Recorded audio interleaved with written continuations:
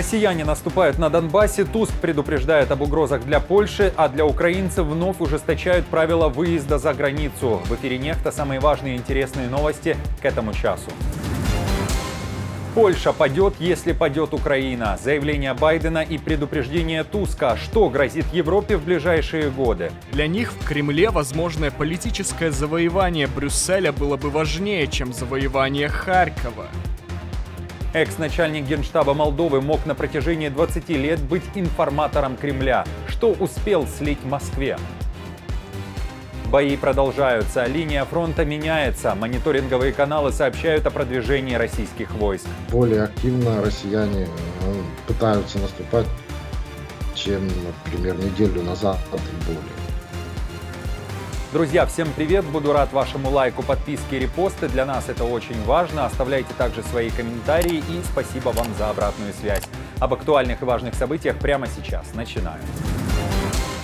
Российская армия пытается продвигаться в Донецкой области, активно используя тяжелые огнеметные системы «Солнцепек». Об их появлении и размещении в районе Часов Яра пишет Forbes. Издание отмечает, что несмотря на появление такого вооружения, в целом это не повлияло на баланс сил. Кроме того, украинцам удалось контратаковать в этом районе. Бои не утихают и на других участках фронта, ситуация динамичная. Мониторинговый канал Deep State пишет, что российским оккупантам удалось продвинуться в районе Работино, это Запорожская область, и также в районе населенных пунктов Победа и Новоалександровка. Детальнее о том, что происходит еще и в Харьковской области, а также о том, изменится ли кардинально обстановка на линии фронта после того, как российские войска окажутся в зоне огневого поражения ВСУ уже непосредственно на территории РФ. Об этом мы спросили у руководителя программ безопасности Центра глобалистики «Стратегия-21» Павла Лакийчука. На Купянско-Лиманском участке тоже бои серьезные местами, даже на южнее более активно россияне пытаются наступать, чем, например, неделю назад и более. Понятно, что касается севера, бои на Харьковском направлении в районе Волчанска и в районе Купянска, они взаимосвязаны. По большому счету, если бы россияне имели успех на Волчанском направлении, то они бы уже подвинули наш фланг на Купянском, и дальше с фланга фронт мог бы посыпаться. Сейчас артиллерией мы можем их отогнать дальше. Я уже не говорю про нанесение ударов там по теми же хаймарсами, по объектам ПВО в глубине противника, по штабам в глубине противника, там километров на 50-70. А мы это уже после согласия, в частности, американцев, мы можем это делать одновременно. Аналитики Американского института изучения войны обращают внимание на жалобы российской стороны. В частности, путинские войска и Z-блогеры отмечают, что у ВСУ сейчас наблюдается преимущество в дронах и средствах радиоэлектронной борьбы. По мере того, как украинские войска адаптируются и лучше интегрируют новые технологии в свои вооруженные силы, российские войска, вероятно, будут вынуждены делать то же самое, чтобы сохранить технологический и тактический приоритет на поле боя. Гонка между наступлением и обороной, а также наращиванием потенциала является центральной в разработке боевых средств в современной войне. Украина в очередной раз ужесточает контроль на границе для мужчин призывного возраста. Например, теперь из страны не выпустят тех, кто, имея вид на жительство в другой стране, заехал в Украину. Об этом говорят в Госпогранслужбе Украины. Кроме того, эти граждане подпадают под закон о мобилизации.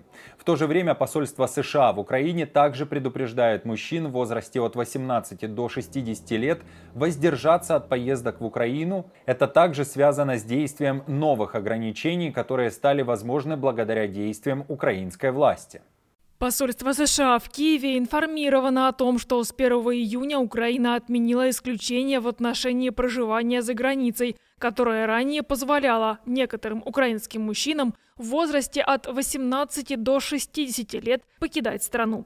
Таким образом, лица с двойным гражданством США и Украины, находясь в Украине, считаются исключительно гражданами Украины, и на них распространяются права и обязанности граждан Украины. В соответствии с военным положением в Украине, мужчинам в возрасте от 18 до 60 лет запрещено покидать страну. В Минобороны Украины также сообщили, что 17-летние юноши Украины, которые сейчас проживают за границей, должны стать на воинский учет. В Украине заявляют также, что это требование согласно закону. И если эти ребята будут сохранять гражданство и связывают свое будущее именно с Украиной, то им необходимо вернуться из-за границы и самостоятельно явиться в ТЦК. Экс-начальник Генштаба Молдовы годами являлся связным, а точнее информатором российской военной разведки. И даже сейчас, спустя 3 года после того, как покинул свой пост, продолжает такую деятельность. Об этой, собственно, деятельности Игоря Гаргана пишут журналисты The Insider. Авторы расследования утверждают, что имеют доступ к перепискам Гаргана в Телеграме, где он и общался со своими кураторами, в частности и с полковником Алексеем Макаровым. Издание пишет, что до конца не ясно, когда именно Гарган мог начать свою деятельность по сливу информации, однако есть предположение, что был завербован он еще 20 лет назад. The Insider также пишет о том, с кем все эти годы контактировал бывший начальник Генштаба Молдовы. В частности, в свое время он информировал Москву и о действиях Украины, о передвижениях поездов с горючим, которые следовали транзитом через Молдову в Украину, о передвижениях составов с важными грузами и вооружением через Румынию. Пишет издание и о мотивах Гаргана. Им двигала идея борьбы с, цитата, фашистскими мерзавцами. Конец цитаты. И, кстати, судя по всему, Гарган ждал прихода российских оккупантов в Молдову.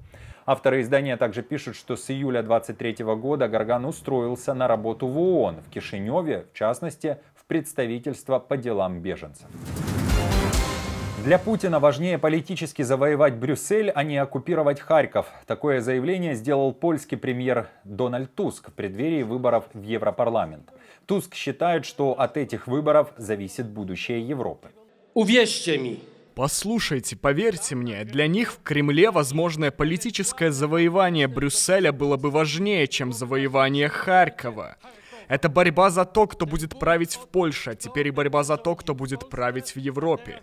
Это еще и борьба за то, чтобы не допустить войну к нашим границам. О Польше, кстати, в интервью Time говорил и американский президент. Он вдруг заявил, что если Украина падет, то после нее падет Польша и все страны вдоль фактической границы с Россией. Кроме того, Байден вновь негативно высказался о перспективе Украины стать полноправным членом НАТО. Чем опасны эти заявления и для Украины, и для Европы, об этом мы также поговорили с руководителем программ безопасности Центра глобалистики «Стратегия-21» Павлом Лакийчуком. Если мы сможем защитить Украину и отбросить русских оккупантов с нашей земли, то период, так скажем, когда они не смогут собрать достаточно сил для возможного нового вторжения в Украину или в другую, какую-нибудь другую страну, в том числе страну НАТО, он будет достаточно большим. Если мы не сможем защититься, если Россия сомнет нас, то остановить вот эту машину военно-промышленного комплекса, мобилизационную машину, которую раскрутил Путин, будет практически невозможно. Для Европы на самом деле членство Украины в Североатлантическом альянсе это был бы плюс. Это плюс не столько нам, сколько европейцам. Если в Европе, в Америке до сих пор рассматривают членство в Украине как просьбу о защите о зонтике, ну, это ошибочная позиция. В Пекине заявили, что более 2 десятков стран мира видят завершение войны в Украине благодаря китайскому мирному плану. И по словам министра иностранных дел Китая Ван И, якобы даже Украина и Россия подтвердили большую часть содержания тех принципов, которые предлагал и Китай, и Бразилия. Я напомню, что представители этих стран говорили о том, что переговоры должны состояться при равноправном участии Украины и России. Кроме того, и Киев, и Москва должны не расширять поле боя, избегать провокаций, не усиливать боевые действия и не использовать оружие массового уничтожения. В Украине уже отреагировали на заявление Ван И и напомнили, что Украина, как сторона, которая пострадала от российского вторжения, должна решать, на основе чего должен быть достигнут мир. На следующей неделе в Швейцарии состоится глобальный саммит мира. Считаем, что все страны, которые искренне стремятся к восстановлению мира, должны работать вместе над его успешным проведением. Участие в саммите высокого представителя КНР могло бы стать хорошей возможностью, чтобы сделать практический вклад в достижение долговременного мира в Украине, в восстановление ее территориальной целостности. На фоне 4 саммитов между Китаем и государством-агрессором Россией на уровне лидеров с начала полномасштабного вторжения это был важный сигнал сбалансированной позиции Китая. В Беларуси сохраняется критически высокий уровень репрессий в отношении политических противников режима и инакомыслящих. Об этом сообщает правозащитный центр «Весна». В центре заявили, что в мае количество уголовных дел против белорусов, которые недовольны действиями Лукашенко, продолжило расти. Итак, по состоянию на 31 мая 2024 года известно о как минимум 5133 осужденных по политически мотивированным уголовным делам. Согласно данным «Весны», политических заключенных в республике сейчас 1410 человек. Из них 1237 это мужчины и 137 женщины. И лишь за май этого года список политзаключенных пополнился на 46 человек.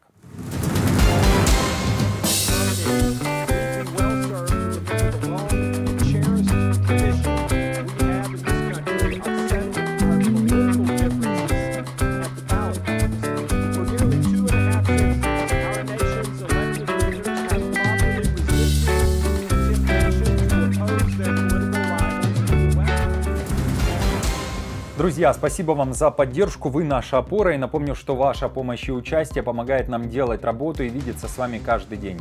Постоянных донаторов и их комментарии мы показываем сейчас на экране, и мы благодарны за эту поддержку. Если же вы хотите присоединиться к их числу, то нажимайте на кнопку «Спасибо» под нашим роликом, отправляйте свой донат или же становитесь постоянным спонсором нашего канала. Мы с командой продолжаем следить за самыми важными новостями. Оперативную информацию от Нехта ищите в телеграм-каналах или на платформе X. Спасибо за доверие и то, что остаетесь с нами. До новых встреч и хороших вам новостей.